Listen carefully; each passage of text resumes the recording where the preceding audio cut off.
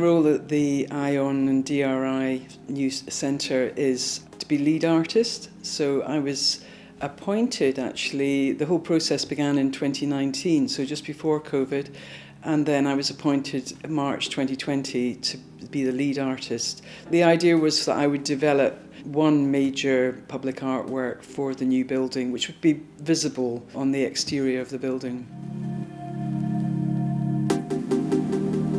We had a studio areas within the old Eastman Dental Hospital, which is side by side right next to where the new development is. It will be developed later, so we were there, and the construction company was there, and the architects would come in and out as well. And we'd have meetings there, we'd have steering group meetings. And what it allowed was to feel very much part of UCL, actually, and feel part of the whole system. Because previously, when I've done public artwork for universities, I would never have a space. I'd come for meetings and go away to my studio in Deptford. Whereas you felt very part of the team, which was really nice. And when we went on site, I had conversations with people, about not necessarily any of the scientists, but maybe the people who are building the building, like John O'Connor, about his experience of dementia. Not his personal one, but his family who'd known somebody or whatever. And it just felt like everybody had some kind of connection to what was going to happen in the building, in the sense that somebody knew somebody or somebody was dear to them had been affected. I certainly was myself. So it again added in a level of kind of meaningfulness to the whole situation, and maybe impetus, and maybe that's what made me develop more ideas, to make other pieces of work, which perhaps wouldn't have happened had I not been kind of side by side. One of the things I was hoping that my work would imbue, I suppose, was a sense of care and a sense of things mattered. And I suppose in a way that was one of the reasons for making the work in the way that I did. So it's got a lot of detail in it, it's got a lot of obvious modelling and complexity, and not that that necessarily equates to care, but maybe it equates to a sense of somebody investing a lot of time and thought into it. It is experiential, the way I've decided to make the work. It is to be looked at, to be seen at different times of the day and night, so hopefully it'll feel stimulating for them to come and see and look. So it's been about 4 years, that this whole process, almost exactly, up until now. And what happened was I started off with a corner piece, which is called Everything is Connected, which in fact the exhibition references. And that came out of lots of discussions with lots of the clinicians and the research professors, and it kind of based on the idea of neurological dendritic growth formations, which is sort of inside our bodies, and also actually the building itself is above the River Fleet, which I was interested in because it's an underground water system. And so there was kind of references of inner and outer worlds that really felt like it was pertinent to the actual location of the building. Always being mindful of the fact that all the people who are in the building aren't necessarily professionals themselves, so they're coming as patients. So I wanted to kind of reference the work that went on there, but also actually something which was about something more holistic and broad-ranging. And then the surface of that piece is made of the lunar surface, so it's the moon. I took images from NASA and 3D rendered them and made the surface lunar. So it's almost as if we were looking inside the body and then also looking out into another world. And so that kind of combination of macro, micro was really important, the concept behind it. It's been gilded. The actual piece is on the corner of the building, and the trajectory of the sun from east to west will maximise the reflection of the gold, which is the gold leaf. So it's made to make it look special, responsive to the environment. So hopefully it'll change even if the work itself is physically static, but the sun will allow change and shadows to manifest themselves regularly.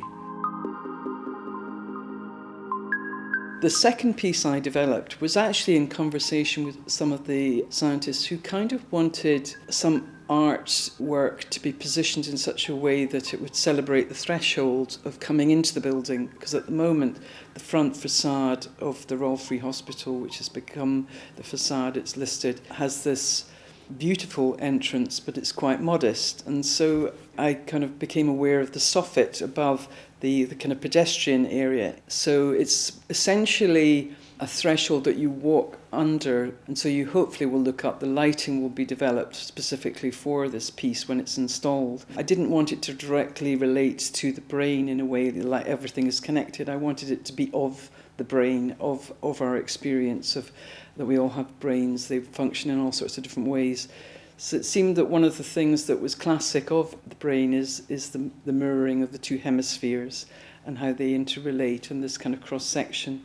So I was photographing clouds and making that connection between the transient nature of the way that the brain is always in, even though it looks static. It's not like the heart where you can see it pumping, but the brain itself has hitherto been quite unfathomable in some respects.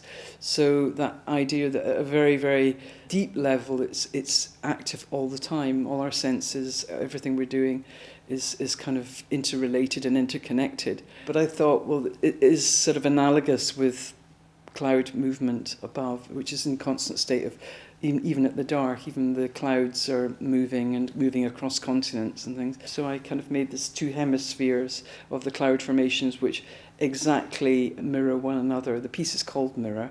That came out of the process. And it also, the sort of idea of it reflecting something else. So it's not a literal mirror, but it's about the idea of if you see something side by side, if you see it from a different perspective, then you perhaps see it differently. And also I think the building itself is new in its design. Talking to Hawkins Brown, the architects, they had lots of conversations about how they could integrate the clinicians and the researchers working as closely as possible architecturally.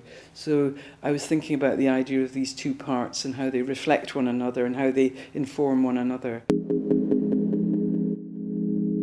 I was very conscious of all these wonderful people I was talking to who are on the steering committee or who I met in the library, or all having opinions about this wonderful development and what it might mean and how it might propel things further in the future. And hopefully there'll be more cures or at least sort of diagnosis at an earlier stage, which will enable people to be well for longer.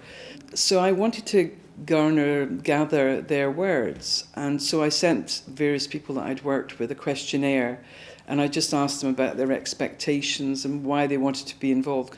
One of them, actually, Adrian Iverson, who was involved in the very early stages and up until fairly recently, and I asked him about his research and research generally, because he'd studied as a scientist, although in his role at the DRI IoN, he was more sort of steering the whole project. And he said to me, you don't know what's around the next corner, or even if there is a corner.